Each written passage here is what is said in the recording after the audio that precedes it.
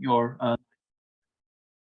and for your invitation for this class. Of course, it's really exciting for me, and I hope that this class will be useful. I try to prepare this class by combining some of my lecture notes because I have some time issues, because still I have been grading some homeworks after this class, for example. And also, first of all, I would like to just, sorry for my voice, because I have infection in my throat, and I hope I can finish this class without any voice problem. Okay. As he said, I'm going to talk about the data visualization with ggplot2 package, which is very famous and very powerful data visualization tool in R. And I would like to start with a basic introduction for the data visualization. Data visualization is an essential tool to extract some information from the data, and by using some charts, graphs, maps, and interactive visuals, we can explore some patterns.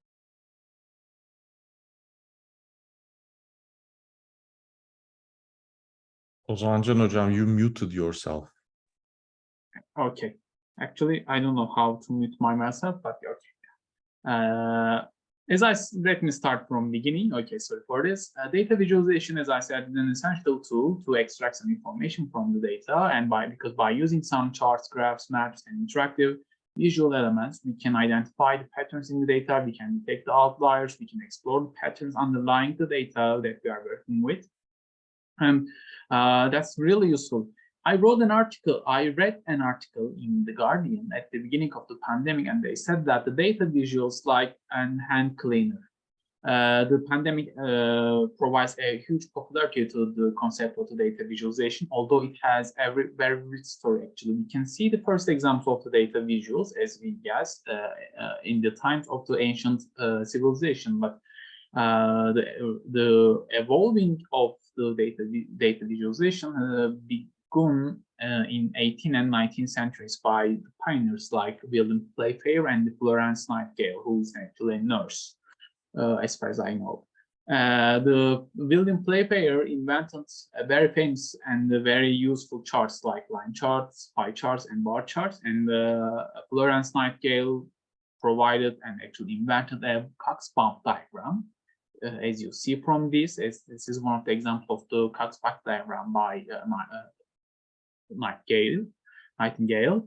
And by such kind of inventions, actually, the data visualization has been revolving, and it becomes very popular tool for today's world. It can be useful in different areas like business, science, journalism, and public policy, etc. There are several tools for data visualization that we can use. We can use some softwares like Tableau, Power BI, and also we can use some programming language like Python and R. Actually, in my opinion, I'm really a huge fan of R, and I also believe in the power of the Python, especially for the machine learning and the deep learning applications. But in my opinion, the R is still a powerful tool compared to the Python in terms of regarding to the data visualization.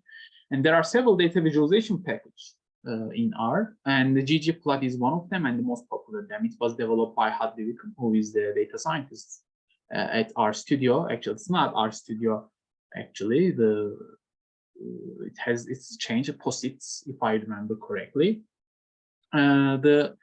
He developed this plotting system based on actually the grammar of graphics, and that takes the good part of the base R plots that we can use, the basic plots that we can produce by using basic commands, and the lattice package, which is another useful package for data visualization. And there are many, you can find information about this special package if you visit his website, and also there are many books, videos, pages related to this, and one of them is my book, book created in R by using the book down package. I just collect my lecture note and I put the link of the book, and you can find it here. Here, the ggplot2 actual name of the package, because we already actually the ggplot package was already invented, but it's not used. That's why we use the ggplot2, and the 2 comes from actually the second version of this package, and shortly we just call it a ggplot. It implies the grammar of graphics, which believes the principle that a plot can be split into 3 basic parts. According to this package, a plot structure can be divided into 3 layers: data, aesthetic, and the geometry. Here, in this among these 3 components, the data refers to the information that you want to visualize. Actually, data refers to the data set that we are working with, and the data that refers to the file which has the variable that we would like to visualize. The aesthetic, on the other hand, includes the specific variables that we use for the drawing, or that means we determine the variables that we would like to visualize in the aesthetic part. We can also we can also set some customization on our plot in this aesthetic part. That means we can change the color, we can change the size and shape of the items in the plot depending on the plot that we develop. And the last part is the geometry part. Geometry refers to the type of the graphics. That means we have set of geometric functions provided by the ggplot2, and by using these functions, we can determine which plot we would like to draw. For example, if you would like to we will see that, but if you would like to list some common geometric function, for example, we can use for scatterplot, geom point. We can use bar plot for bar plot. We can use geom bar for line plot. We can use geom line, histogram, box plot density. We can have specific geometry function. Of course, we have more, but these are the most well-known items, most well-known geometry functions. Well, on the other hand, by the way, if I would like to, in this tutorial, actually, I would like to also show you another packages based on ggplot, because there are some specific, we need to also install some packages in addition to the ggplot in order to draw some specific plots. And all these plots actually require the ggplot, and I will just show some of them here. Actually, this formula, as I state, the plot is divided into 3 components: data, aesthetic, and the geometry. Here, actually, we will follow this structure when we write our code. The typical usage or simple usage of the ggplot actually is given there. First of all, we will call our library, and then remember that we have to start with data part. We will write our name of the data frame or table that we are working with, and then we will open our aesthetic argument in the ggplot2 function, and we will determine our variables that we would like to visualize in the aesthetic part. And after that, we will add our last layer, geometry layer, by using our geom point function, which is just an example code for the implementation of the ggplot. As I said, also we have some, some specific functions, some specific arguments that we use in the aesthetic function, which set the color or size or the shape of the plot. We can use for this purpose here call group color and fill. These are the arguments that we use in the aesthetic part. And also we have some additional functions. Because in ggplot we can add our functions layer by layer. That means we will add our functions by using the plus sign, and in addition to this structure, these 3 components, we can add more. For example, if you would like to add text, we can use geom text. If you would like to rotate our plot, we can use chord fit. If you would like to change the appearance of our plot, we would like to make some minor changes on access labels, etc., we can use theme function. Paste grab and paste grid are the plot for different subject of the data. We can use scale color or scale fill functions, which help us to fill or color our object manually. And by using the labs command, we can set title and access name of our plot. We will see how we can implement this. And Dr. Ümer has already explained why ggplot is better and powerful, and you can see some items that can explain why this package works well. And as I said, this package works well with data frame and the table object. In this tutorial, I would like to proceed with the case study by using a built-in dataset. And I would like to ask some questions to this dataset in order to extract some information, and thereby I would like to show you which graph can be used to answer for what kind of question. We will use the diamonds dataset, which is very famous dataset actually for such kind of tutorials. It is available in the package of the ggplot2, and we have more than we have 10 variables, here, but if you would like to see the detail of our data, detail of our data set that we are working with, we can use glimpse function from the DPR package. If you would like to use base R, you can just type str command, and both of these commands uses the name of the data set as inputs. Yeah. As Dr. Ömer said, when you install the ggplot2, the diamond dataset is already in your actually R environment. This glimpse function provides some summary about the dataset. We can see that we have more than more than 50,000 rows, and we have 10 columns, and we can see the class of each columns and type of the variable of each columns. For example, we have cuts, color, and clarity, which are the categorical variable. Actually, they are the ordinal variables. And we have carat, depth table, and x, y, and z variables, which are the numerical variable and continuous variable. And we have also price variable, which is an integer variable.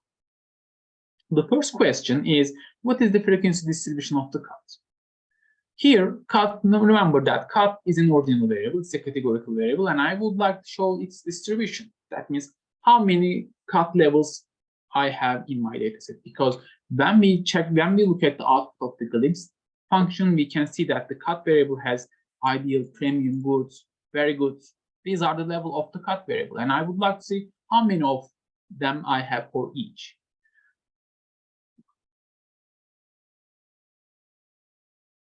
For this purpose, we can visualize the frequency distribution of our categorical variable, and the best tool in order to illustrate, the best tool for illustrating the frequency distribution of the categorical variable is the bar plot.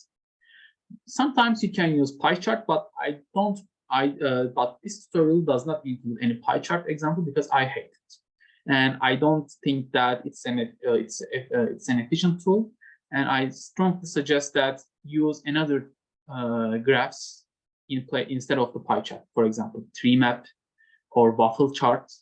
But please don't use pie chart because it is really it's not useful in my opinion. There are two ways to draw your bar plot in ggplot2, and I would like to show you two of them simultaneously.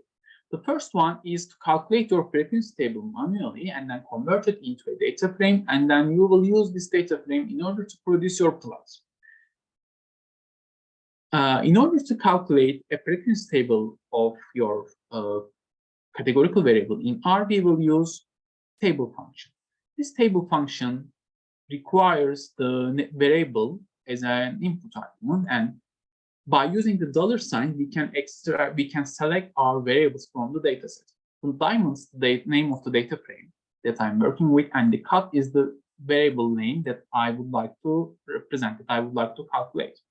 And by using the $, I can extract my variable and I can put it in my table object. And when we check its class by using the class function, we can see that it's a table object. And if you would like to print it by just typing the name of the object on our console, we can see that we have more than 1,610 pair and other levels. And then I would like to convert it into a data frame. You can also convert it into a table object by using a stable command, but here I prefer the data frame. If you would like to put our table object T in the data.frame command, this table object converted into a data frame object that which is an object that the ggplot works well.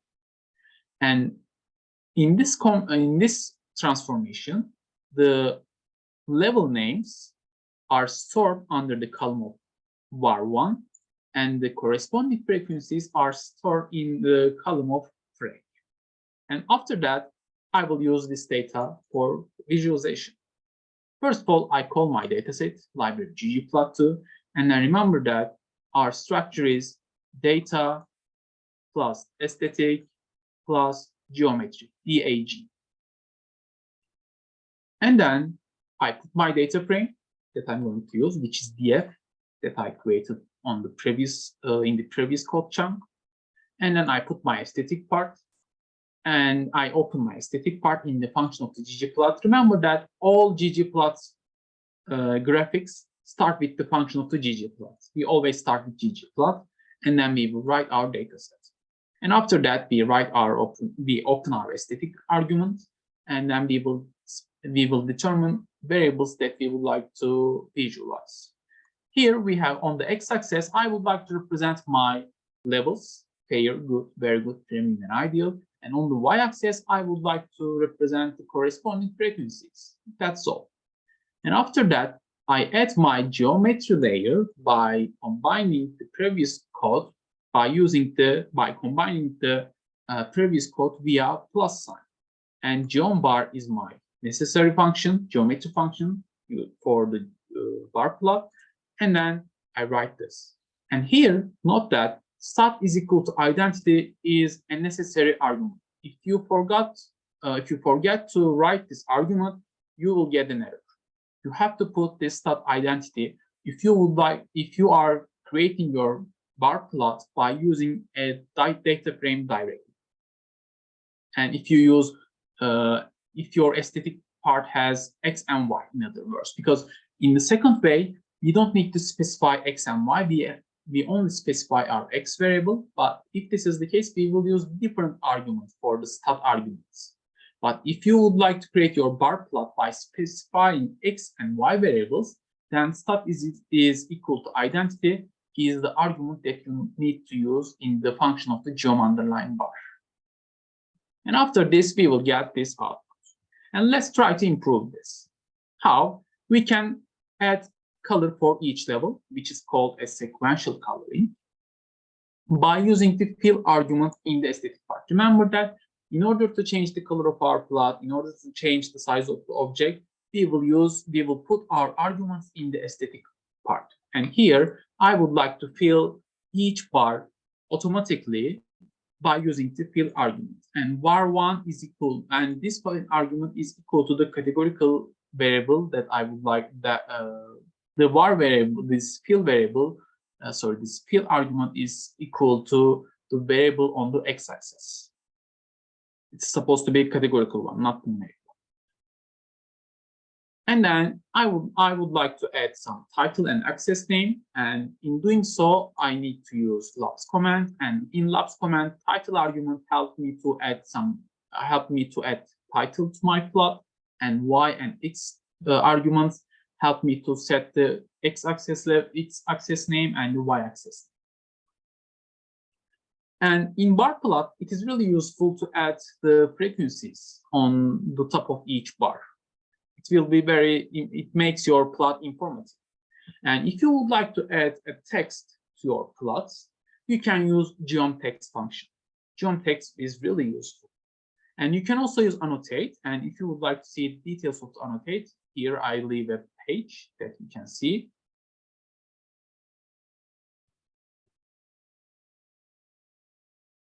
So Ozancan Hocam, sometimes I write from the chat to explain certain things to fill in the gaps. Sometimes participants may ask questions from the chat. The one question I think is relevant at this point, sorry to interrupt your flow, but I think this is a good question and it's important. What is actually stat equals identity? Because some of my students also ask this question a lot. Because sometimes stat takes different values. So what in this context is stat equals identity? Actually, stat is equal to identity means that we have an identical, we have a value for each x levels, for each value in the x, if this is the case. That means we have an identity for each variable for each level of our x variable, of our categorical variable. Their frequencies are known. That's why we write identity, because each level has their own identity, which is the frequency number. And for example, for the second way, we will use count. In the count argument, the ggplot calculates the frequency by itself, and then it represents the value. This is the actual main difference. Here, I just would like to add some, as I said, some text there. And I add my geom text function, and in geom text function, I open another aesthetic. And you can also specify, depending on your plot, you can also specify their x and y by using the mapping function. But this is kind of advanced level of the ggplot. And since we would like to adjust text here, we will use just label argument in the aesthetic part. And if you would like to make your text bold, you can use font faced argument. And by using the size argument, on the other hand, I didn't use it because I didn't need to set the size of my text. But by using size argument, you can make your text smaller or bigger. But in ideal bar plot, we would like to see this text on top of each bar. And if you would like to adjust the position of your text, when you add your text by using the geom_text function, you can use vjust or ajust, vertical justification or horizontal justification. By using this argument in the geom_text function, you can adjust the position of your text. For example, if we set for this plot, if we set our vertical justification as -0.25, by the way, the value of the justification varies between -1 and 1 in general.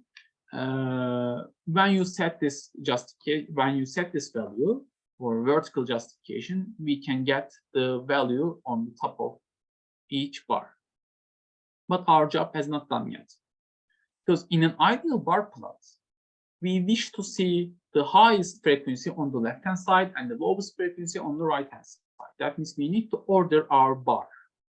If this is our intention, if you would like to order our x-axis from largest to smallest, in contrast to smallest to largest, we can use the order function for the x-axis. Here, we will just make a minor changes on our x-axis.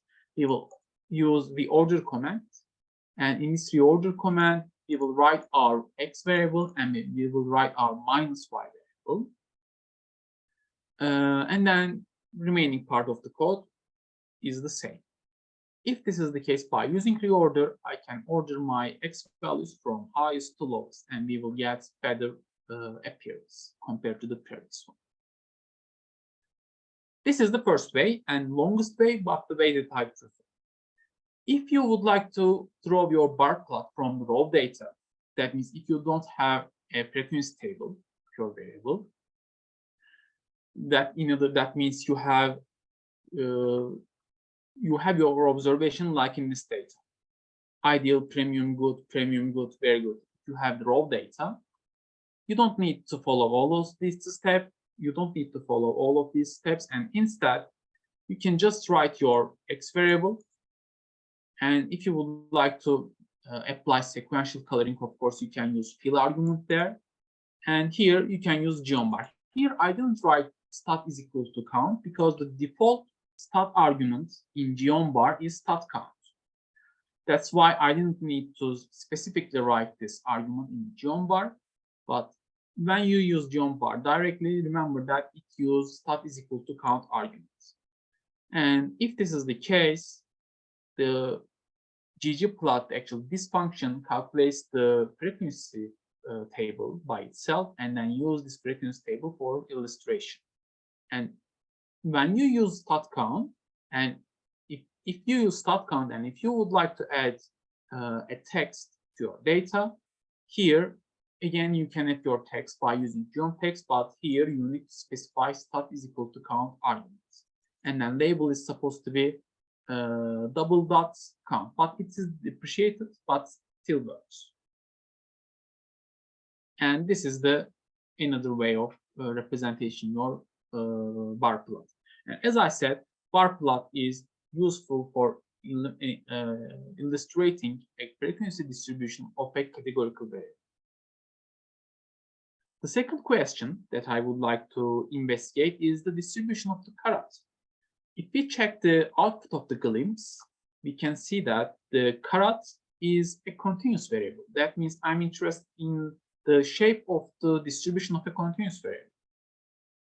If this is the case, if I would like to explore the shape of the distribution of a numerical variable, then I have several options: histogram, density plot, or box plot, or ggplot. But box plot or ggplot, I don't know they are the efficient tool for this. They are mentioned in the literature for this purpose, but I think histogram or density plots are the better tools. The implementation of the drawing histogram is ggplots in ggplot is really easy. Actually, we will follow the same structure, data, aesthetic, and the geometry. The geom histogram is the geometric function that is needed for histogram. And when we write our GG, and let's see how we can construct the ggplot. First of all, we will check the class of our object, of course. If it is categorical variable, then the function does not work. When we check the class of our carat variable by using the class function, we got the output of the numeric. That means the variable's class is correct, so we can put it in our plot. And again, we will start with ggplots function, and we will write the dataset. And after this, we will open our aesthetic part. And here, it is sufficient to specify one variable, because we will draw histogram of one numerical variable. That means it's enough to specify your x variable. You don't need to specify your y variable.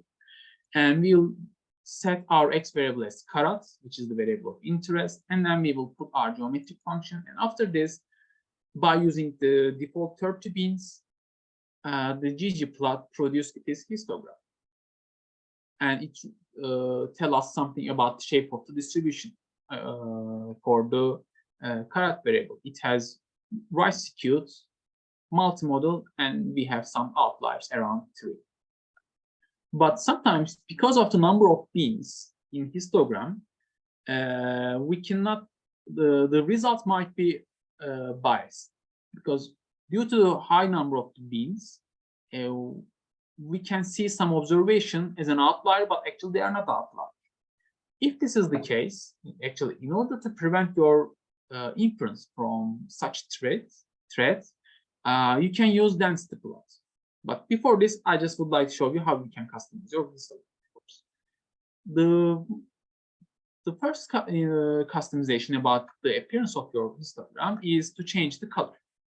By using the fill object, by using the fill argument in this histogram, in the geom histogram function, you can fill your color. You can fill your histogram. You can fill each bin by color by using the fill argument in the geom histogram.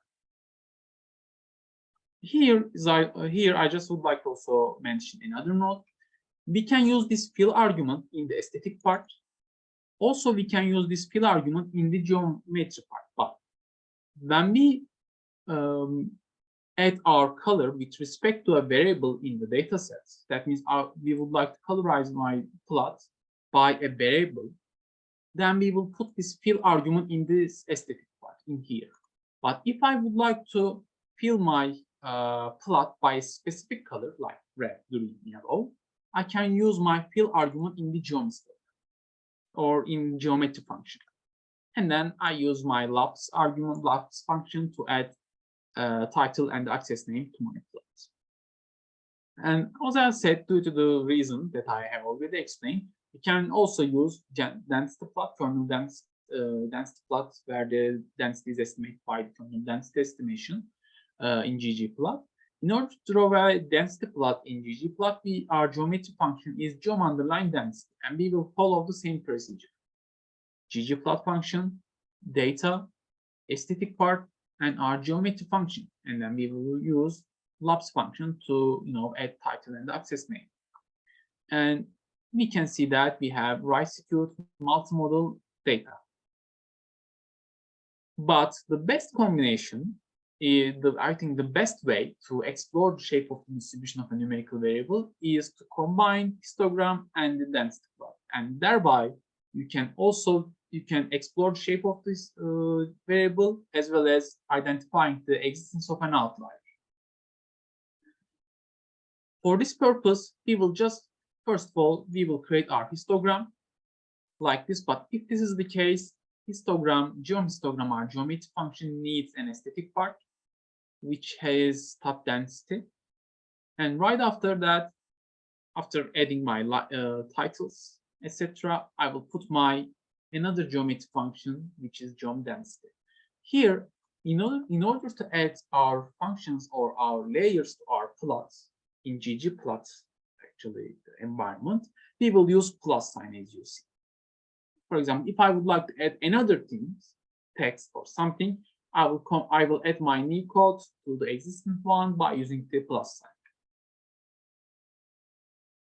This is an example of combining more than one techniques in one plot, but sometimes you need to combine multiple number of plots into the single window.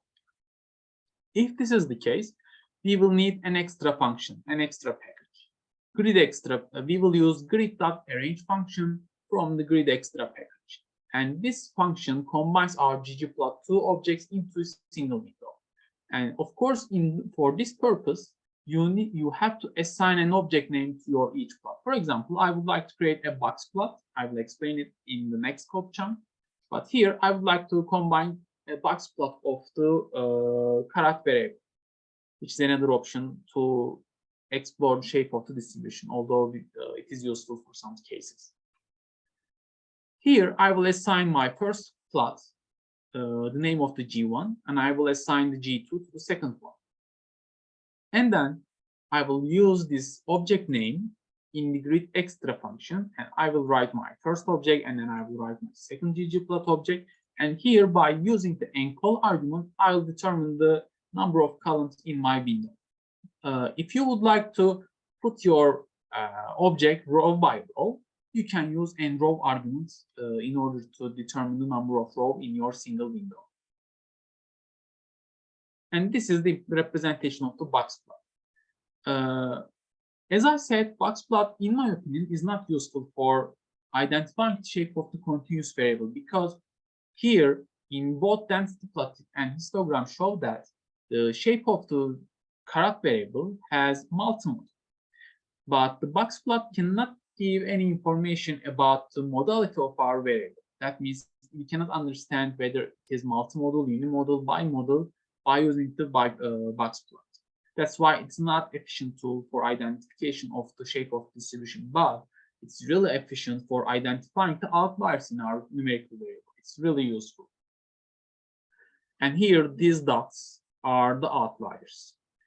In ggplot, actually, we generally use box plots for comparing one numerical variable with respect to the level of one categorical variable. That's why it generally requires two inputs. But of course, we can use for one input, but generally it requires two inputs, because when we use one input variable for producing the box plot, we can get such box plots on the left-hand side, and the appearance is not good. The right-hand side is better. And in order to produce such a box plot, this one,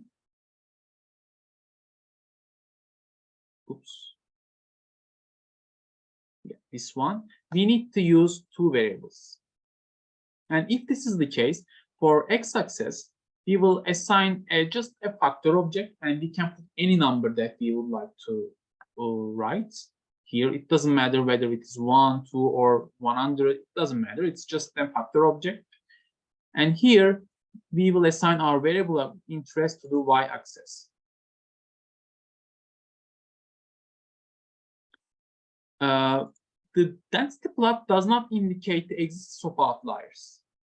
It's not a good idea, because here, for example, let me explain. We can, as I said, the density plot is not a good tool for identification of the outlier, but histogram is an efficient tool, of course. But here, sometimes due to the number of beans, each bar in histogram is called bean, and the default number of bean in ggplot is 30. But sometimes 30 might be high for our variable of interest, and if this is the case, some values that's not an outlier actually seems to be an outlier, and that's actually leads to a wrong conclusion and wrong application. That's why we use in general box plots to identification of the existence of an outlier. And I hope this answer might answer your question. Thank you. And here, as I said, we can draw a box plot by assigning a factor object to our x-axis for a univariate variable. Let's proceed with another question. And so far, actually, we draw our plot only for one variable, and this is called actually univariate analysis. But if you are going to create your plot by considering at least two variables, then it becomes a multivariate analysis. Then, of course, you have better and you have more options for illustration. Let's start with another question. What is the association between carat and price? Here, if we look at our output produced by the glyphs, we can see that both carat and the price are the numerical variables. And if you are interested in the underlying association between two numerical variables, scatterplot is the best tool, in my opinion. And the geometric function that you need for scatterplot is the geom underlying point function. And as I said, these are the multivariate visualization tool. And here, from now on, if you are in, that means if you would like to draw a plot which is used for multivariate analysis, then you need to specify at least two variables in your aesthetic part. Here, I would like to specify my x variable and my y variable in the aesthetic part, and I will put my geometry function, and then I will add my labs argument in order to add title and the access names. Here, when you define your x variable and y variable, you need to know the association between x and y. Here, x variable represents our independent variables, x argument, and y argument represents our dependent variables. Yeah, that means dependent and independent variable means that y dependent variable is affected by the independent variable. For example, how to say studying hours and the grades. For this example, our x, our independent variable, is studying hours, and our y variable is grades, because we expect that if a student spends more time for studying and spends more time for studying, she or he can get higher grades. This is what I expect, and that means if this for such an example, we need to clarify our x variable and y variable correctly. If you would like to make some, changes on the appearance of our plot, for example, if I would like to call my plots, fill my points by a specific color, I can use call argument here. And there, I will mention this, but again, I just would like to mention here, we have in this plot, because we have, as you remember, we have more than 50,000 observations. And when you are working with such big data, actually, it's not a big data, but it's really, huge number of observation compared to the existing data sets for some cases. We face with the problem of the overplotting. That means in an ideal scatter plot, we would like to see our plots like this, but here we don't see any points. We just see, a square or rectangle filled by a color. If this is the case, we have a problem of actually overplotting, and sometimes for overplotting, we need to consider additional techniques to overcome this, and I will show you which method can be followed this. But let's proceed. When you draw a scatter plot, adding a trend line, which represents the underlying association between your variable of interest, make your plots more powerful and more understandable. In order to add your trend line to your plot, we will use another geometry function, which is geom smooth. And geom smooth can help us to add some trend line by using different regression techniques. For example, you can use LOS, local regression.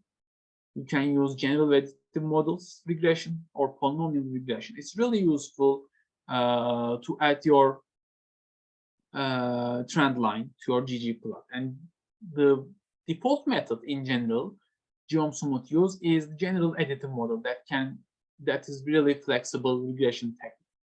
for representing nonlinear and the linear association in your data. And when we add such a trend line, we can see our trend line with this standard, with this confidence interval. And this plot tell us we have an increasing trend here, but we have some outliers that may distort the relationship between price and the carats, because in general, when the diamond has higher carats, it has higher price.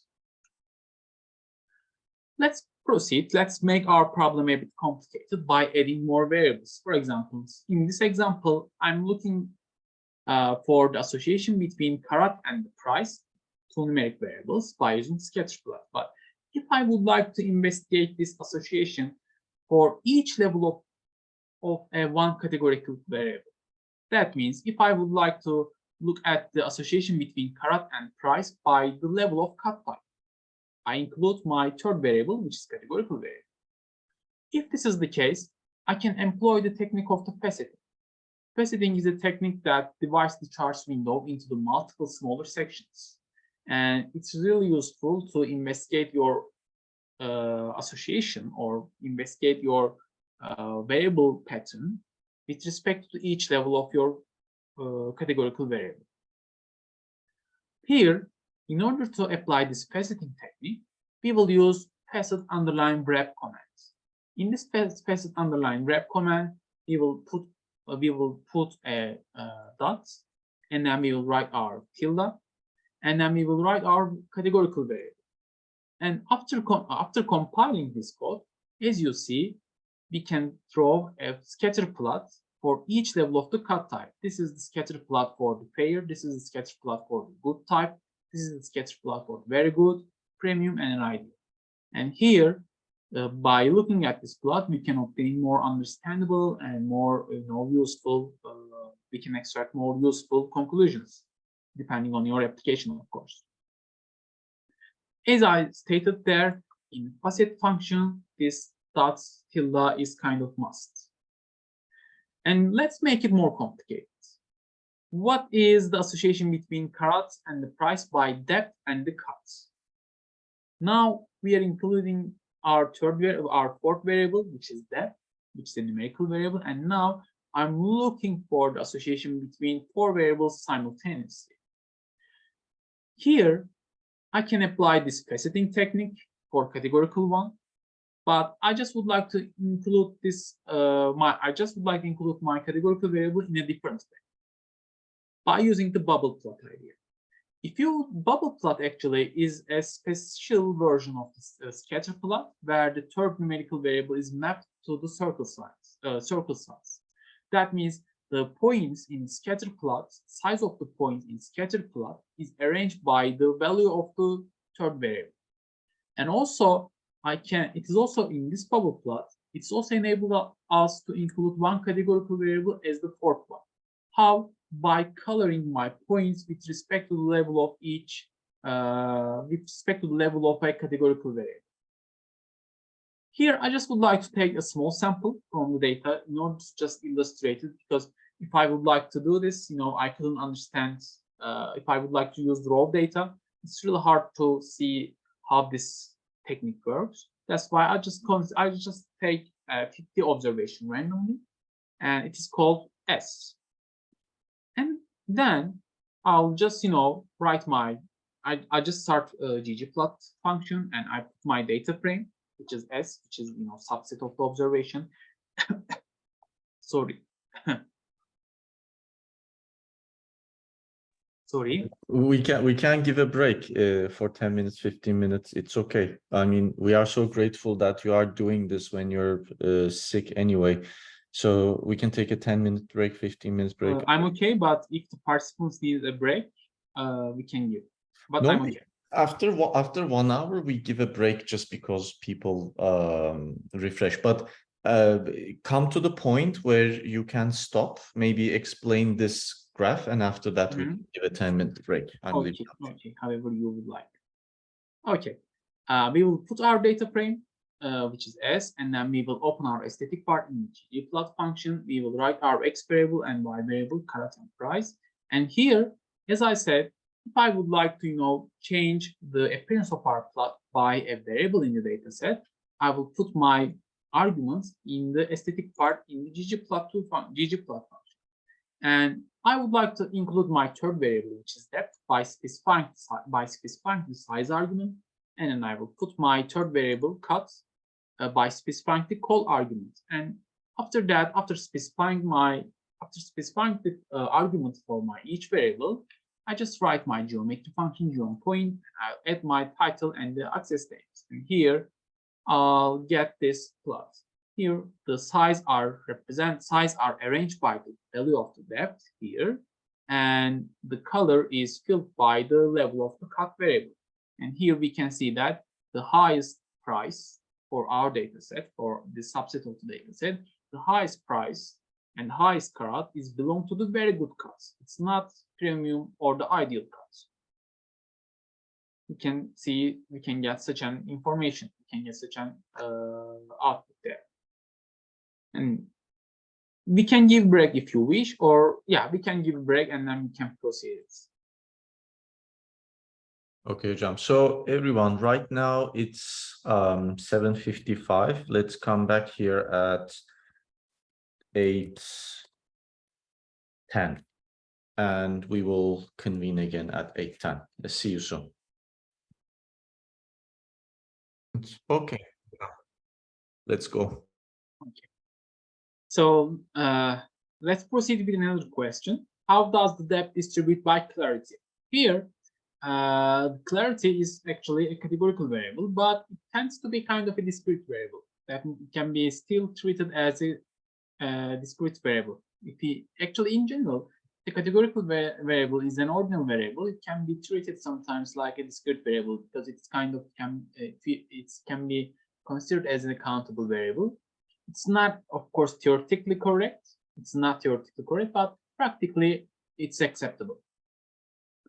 But for such kind of plots, here I would like to see distribution of the depth, which is numerical variable, by the level of the clarity. In this case, we can use boxplots. This is the example for the following plots, but we can also use scatterplots. If scatterplot, we already see how we can draw a scatterplot in ggplot by using the geom_point geometry function. And here we have an overplotting problem. Because we don't have dots, we have thick lines, actually.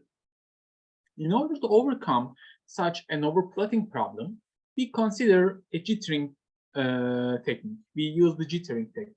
In jittering technique, actually, we will add a random noise to each point to remove the overplotting. And we will just, add a small random noises for each point, and then we distribute them. And this technique makes our plot more explainable and more understandable, depending on the plot that you would like to draw. In order to create a jitter scatter plot, we will use position is equal to jitter argument in the geom_point. And after that, our scatter plot becomes like that. And we can see that we have such kind of an exponential shape. But if we would like to say something about the association between clarity and the depth, we can see that the depth of the I1 is kind of high, and then it's reduced one by one, or it's reduced constantly, or somehow for the other level of the clarity. This is what we can say. It's kind of, and depending on your problem, actually such kind of interpretation, of course, might be useful. And if you would like to use, here for the bubble plot, we took a small sample of our data set. And if you would like to apply the same procedure of this data, same procedure for this small data set, we can see actually the effect of the jittering better. That's why I put this example. And here, this is the original plot. And if you would like to draw it by using the jittering technique, by adding the position is equal to jitter argument in the geom_point function, and here you can see that how the points are distributed by the effect of the random noises. And let's proceed them. As I said, when I talk about the visualization of the association between depth and the clarity, that means if I'm investigating the association between one numerical variable and one categorical variable, I can use such clarity. I can use such scatterplots, but this is one alternative. And if you would like to make more detailed interpretation about the underlying association, I can prepare boxplots or violin plots. Let's ask our another question: how the diamond price distribute over cut time? Now I would like to investigate the distribution of the price over the cut time.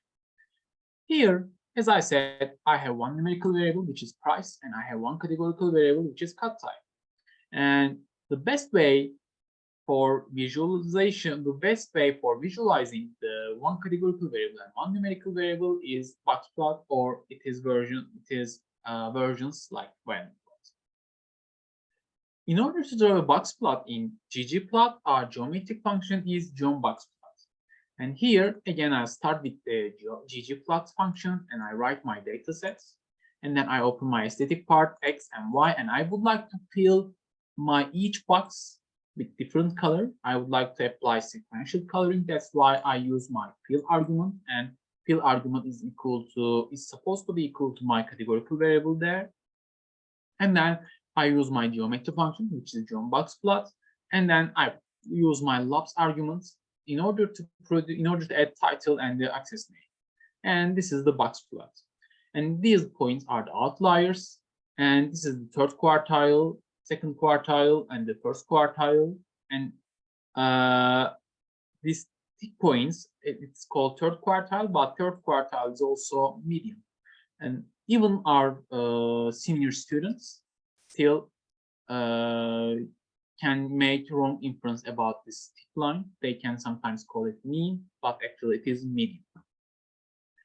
As I said, when I talk about the boxplot is not a good tool to identifying or characterizing the shape of the distribution of a numerical variable. As a solution for this purpose, actually the violin plot is generated. Violin plot is investigated. Violin plot is similar to the boxplot, but they also show the kernel density estimation of the data for the different value of a categorical variable. The geometric function for violin plot is geom_violin. And here, if I would like to draw a violin plot to answer this question, this is the shape that I get. Here, we don't have median values, or we cannot see detect outliers, but we can see the shape of the price variable for each level of the cuts. And it is informative, of course. But in my opinion, don't leave violin plot at all and combine it with boxplot. If you would like to combine your multiple plots, as we did in the histogram and density, we will just write our geometry function by combining using the plus sign. Here, I'll draw my violin plot, and I will add my boxplot, and here the width argument arrange the size of the box there. And I would like to put my boxplot in the violin plot. That's why I use very low width value, which is 0.15. And after that, I can easily see the shape of the variable, the shape of the price value for each value of the cut. And also I can make some comment about the existence of outliers and the medium price for each level, etc. And in general, in terms of statistical analysis, when you would like to investigate the association between one numerical variable with respect to a level of the categorical variable, one-way ANOVA is really an efficient tool. You can see whether is there any difference between the value of each level. And if this is the case, actually, producing a plot that represents your visuals as well as the result of your one-way ANOVA analysis becomes a really efficient tool for reporting. If you would like to add the result of your statistical analysis on your plot, you can use stat expression package. Stat expression package enables us to put the result of the analysis, result of our statistical analysis on our ggplot object. Here, I consider the stat expression function, and as I said, I would like to analyze the difference. I would like to analyze the association between price and the cut type. by using the one-way analog.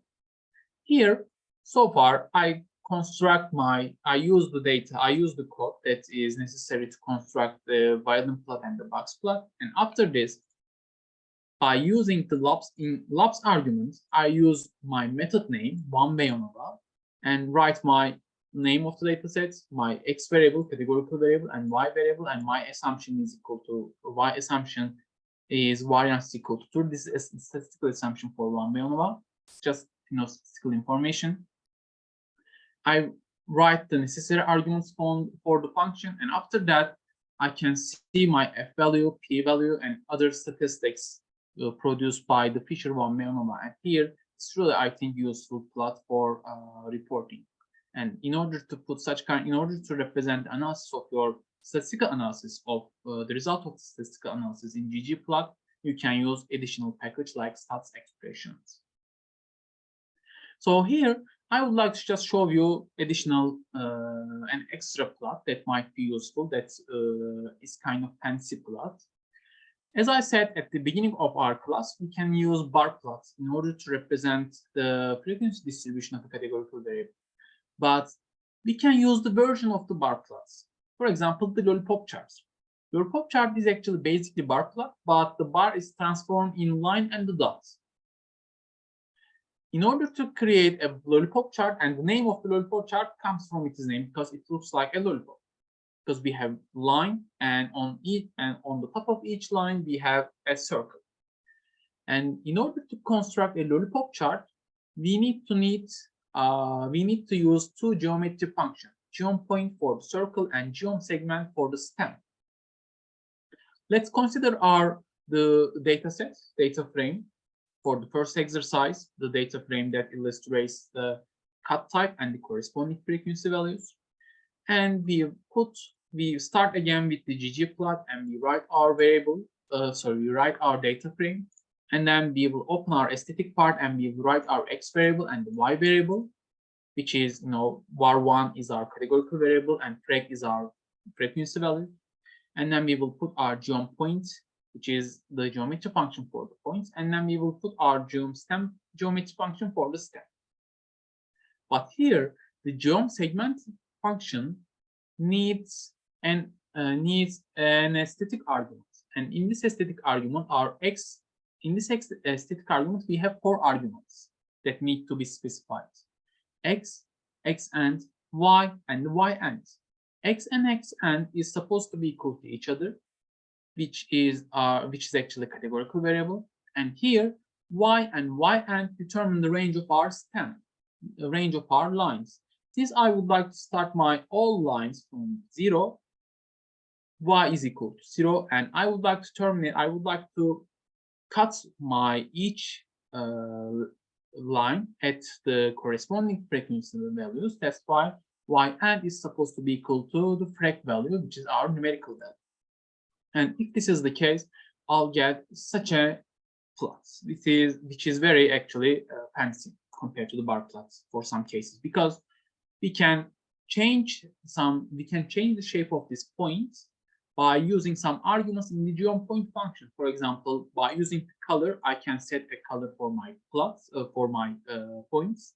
And by using the fill argument, I can fill my each points. And by using the shape, alpha, and stroke arguments, I can create such a lollipop shape.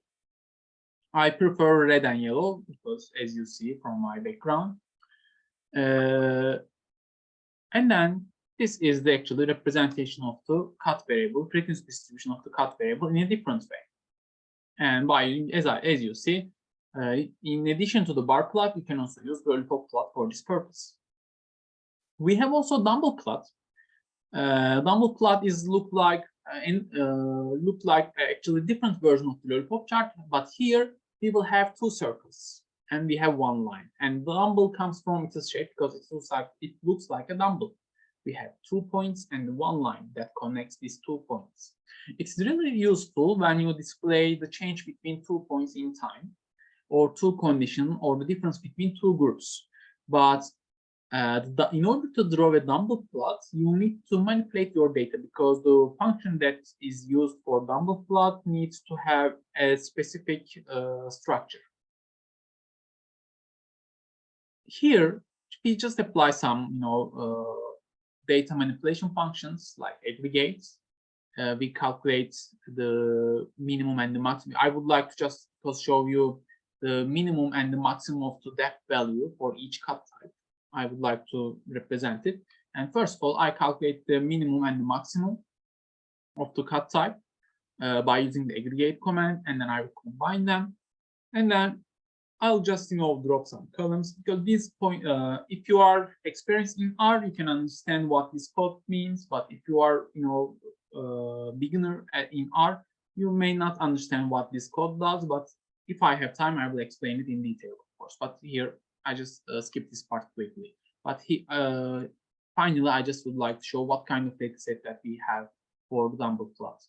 For dumbbell plots, we have 3 columns, where one column represents our one variable, time points or the levels or the conditions. Another column represents the value in one condition, and the second and the third column represents the value in second time point or the second condition. In order to draw a dumbbell plot, we use ggplot function, which needs a ggplot2, of course, to be executed. And after that, we will use again ggplot function, and we will write our data sets, dumbbell data, which is specifically created for this plot. And then we will, for y variable, we will write our categorical variable, we will write our levels, and for x variable, we will write the beginning point, we will write our minimum value, and for the x end, we will write our maximum value. You can put your first time point, and second time point if you wish, depending on your problem. And we consider this ggalt package because the geometry function for dumbbell plot is provided by this package, and the geom_dumbbell is the geometry function for dumbbell plots. And here, by using the size argument, color argument, and color x and color xn argument, we can specify the color of each dots. And by using the size argument, we can specify the size of this line between these two points. And at the end, we can get such an output, and it's called, as I said, done. And lastly, since this data does not have any time-dependent variable, I couldn't show the line plot, but I would like to show you line plot by using another data set, which is economics data set, which is already available in ggplot like the diamonds. And I would like to show you how we can draw a line plot in ggplot by using this data. Line plot is especially useful for the visualization of the time-dependent data. That means it is really efficient for time series data, which is my actually main research area. Or it's also effective in the relationship between two variables. And we can also see the trends, fluctuations, and change in the data over the time, as I said. But it's really useful for the time-dependent value, because sometimes when you intend to line plots, when you intend to draw a line plot for investigating the relationship between two variables, if one variable is not time, your choice may not be useful. Here, let's consider the economics data set. We have date variable, and we have some, economic indexes, economic values like unemployment rate, etc., population value, somehow. The geometry function needed for the geom line, needed for the line plot, is the geom underline. And geom underline, by using geom underline, we can create our line plots. And here, as we have done above, we start again ggplot, and then we will write our data frame, and then we will write our aesthetic part.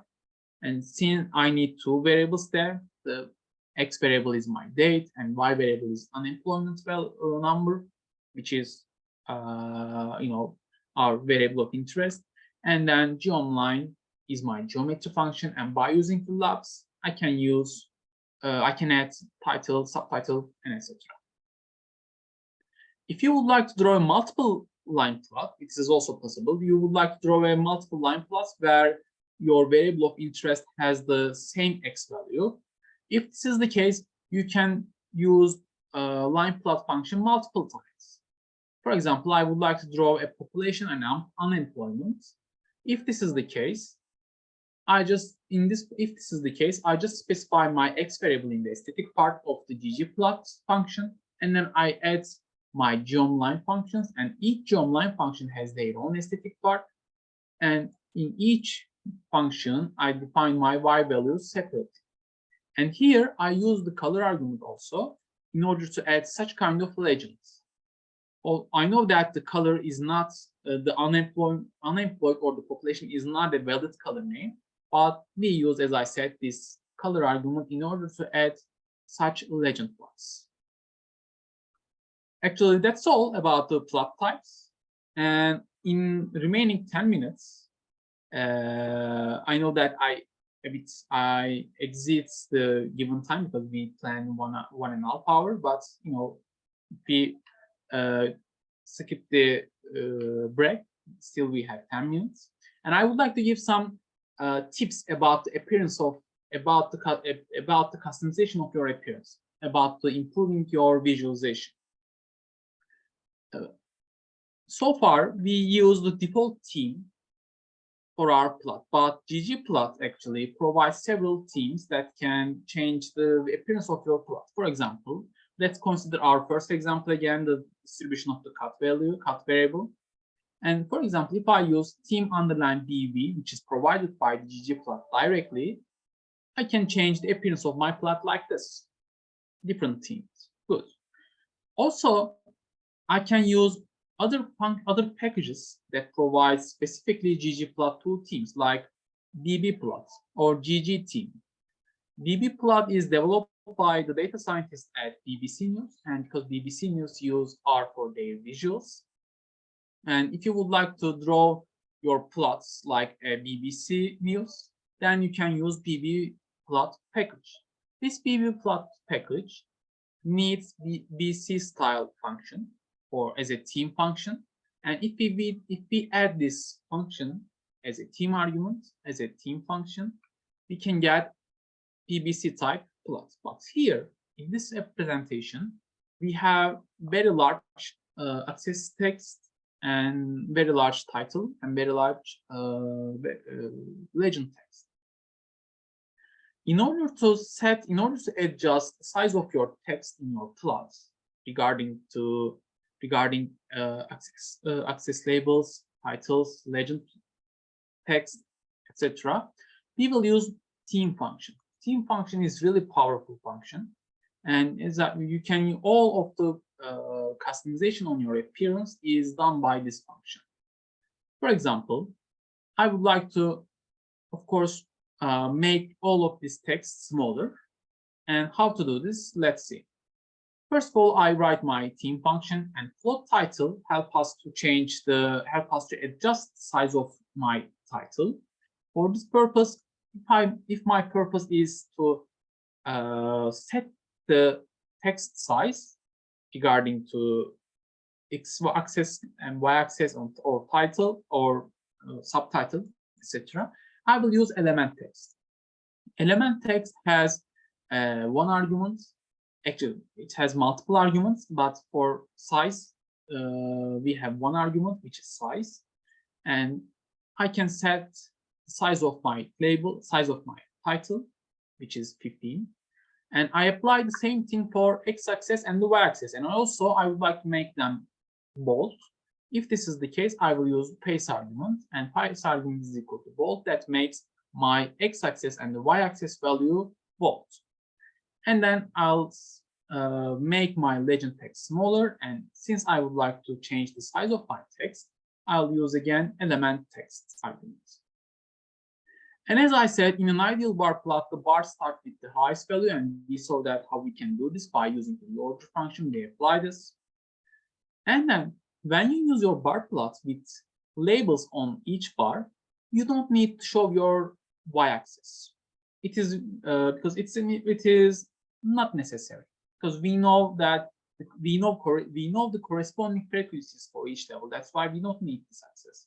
If you would like to remove your x-axis or y-axis, we will use element blank arguments. In order to change the size of your text or appearance of your text, you can use element text argument. But if you would like to remove your text from your plot, you can use element blank.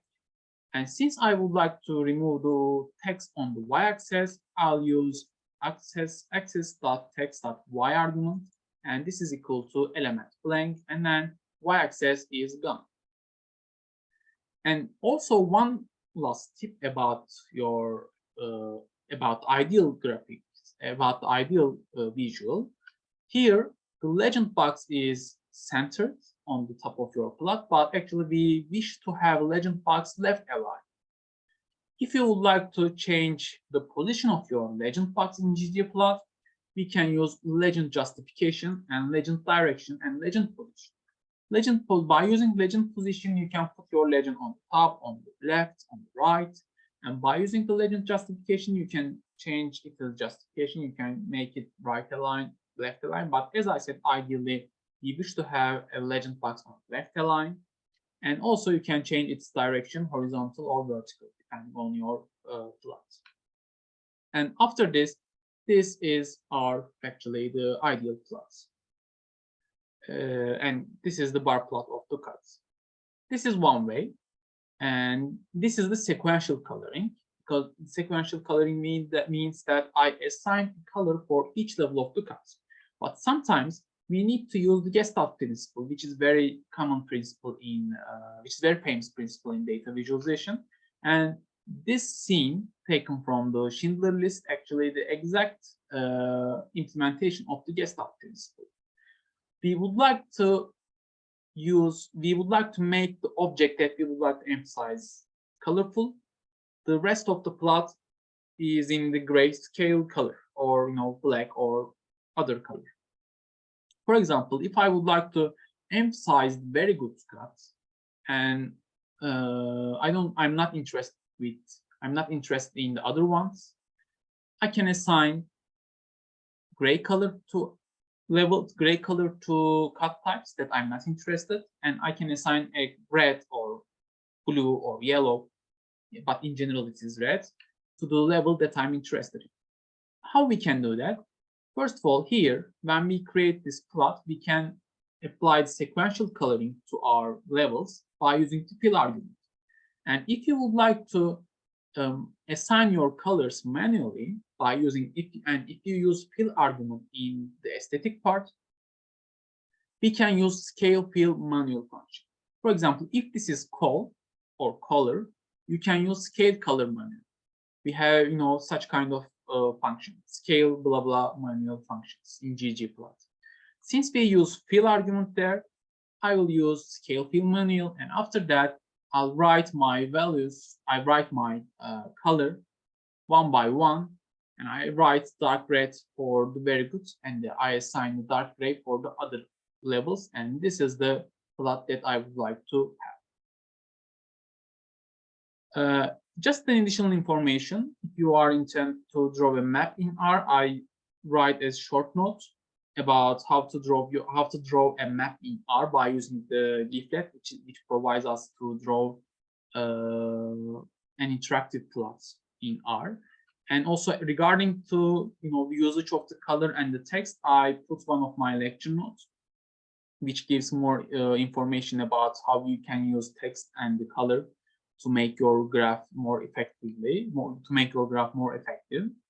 And also at the end of this map tutorial, here I just put one example about how you can draw a Turkey map by using the ggplot, which is already mentioned by the Dr. Ünver at the beginning of this lecture. And also I just show you how you can specific region map by using the leaflets. Here I put its link on my tutorial as well. Okay, and I also put some reference, especially our graph gallery is really efficient website. It provides set of functions and set of graphics that you can use by using ggplot or other functions, other packages. Okay, thank you. Hocam, thank you so much. This was, let me clap my hand virtually, but thank you so much. This was great. I would highly recommend all of you. Ozancan Hoca will send his markdown file to me, and I'm going to forward it to you today, right after this session. I would highly recommend you to go over that markdown file, because it's important to me that, as you know, tomorrow we're going to have a Python fundamentals tutorial. I need to know whether I have to do a similar R fundamentals course as well. So if you can't run the code, if you're having trouble with setting up ggplot or tidyverse, it's important that you let me know so that I can explain them to you, myself, or another instructor can do it. Also, do mapping with R, because in the main event, we're going to have Milos Popovic, who's going to do a full mapping tutorial with R. He's going to use R as well. And then after that, we are going to have a keynote speech by Professor Erdem Kabadayı, who's going to present his recent ERC projects, which is mapping Ottoman districts and administrative regions using R as well, with GIS as well. It's important that you know at least some basic mapping with R, because the remainder of our GIS, geospatial analysis courses, will be using R as well. So thank you so much, Ozancan Hocam. Do we have any questions? Let me look at the chat. We have one question, I guess. Yes, Hocam, I have a question. In real-life data sets, we sometimes encounter multidimensional data sets. What would you recommend to visualize this type of data set as you process it? Because sometimes it takes a lot of time to explore multiple features. Very good question. Yeah, in general, actually, I don't recommend 3D plots. You can use sometimes 3D plots, but I don't find them useful. You can try to, make your problem simpler and try to reduce it to two-dimensional cases, or sometimes three-dimensional cases. If this is the case, mosaic plot, for example, which is used for two categorical variable and sometimes three categorical variable, or bubble plots or such kind of plot you can use. But I don't recommend to use 3D plots because I don't find them useful. Maybe also, like, I'm not really an expert on data visualization, but I'm fascinated with the ideology of data visualization. Regardless of which programs emerge or disappear, or which new techniques come in, maybe 10 years later, there will not be an R, there will not be a Python, but maybe there are going to be different programming languages. Regardless of whether you're using programs or just drawing by hand, there is an incredible book which is called The Visual Display of Quantitative Information. And now I'm sharing you the link on chat. I'm pretty sure all university libraries in Turkey have it. So you can just do interlibrary loan, just bring it to your university, because it's expensive anyway.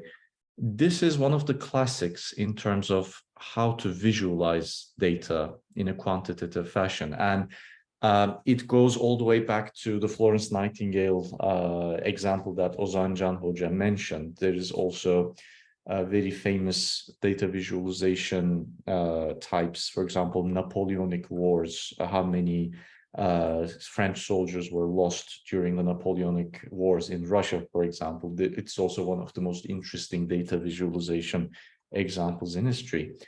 I would highly recommend you to read this book at least once. It's going to give you a lot of correct reflexes in terms of dealing with multidimensional data, new types of data, fluid data, categorical data, numerical data. So that's a classic. That's one of the best books on data visualization. And it's not programming data visualization. It's just like a general data visualization book, which is going to give you tons of ideas about how you can use data visualization. Murat Cerit is now raising a hand. Thank you, Hocam. First of all, Ozancan Hocam, thank you for the detailed information and explanation. It was excellent. Just a little question. We have already learned that if we are dealing with time series, it's going to be efficient to use a geom line to present it. However, my question regarding, does it make sense to use geom smooth just to see general distribution of the data? I mean, it is statistically logical to use geom smooth for such a time series data. Thank you. It may not be a good idea to use the geom line, geom smooth, sorry, because here I'm not sure the general additive model provided by geom smooth used the date object as a regressor correctly. That's why I'm not sure whether we can use, I'm not sure whether the usage of the geom smooth is a good idea for such kind of time series data. Because the line is already give us the underlying trend in the data. That's why I'm not sure whether we need this function to emphasize the trend, emphasize the underlying trend. That's my opinion. Does geom smooth calculate exactly kind of regression between two variables? Yeah. Okay, thank you.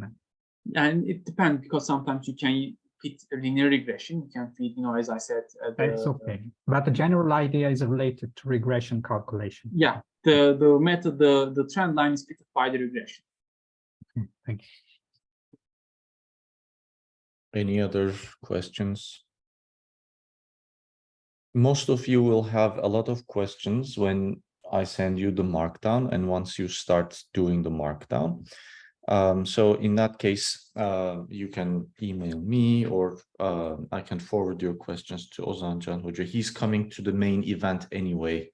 You will have plenty of time to hijack him and ask all of our questions as well. We're really, very lucky that he's coming as well. Yeah, that's it. Thank you so much again, Ozancan Hocam. Thanks all of you for attending as well. Happy Bayram to you all.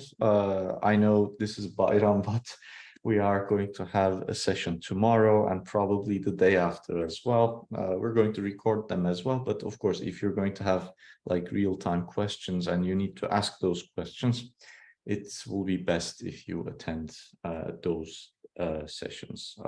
But I'm closing the session. Thank you so much, everyone. Thank you. Thank you, everyone. Bye.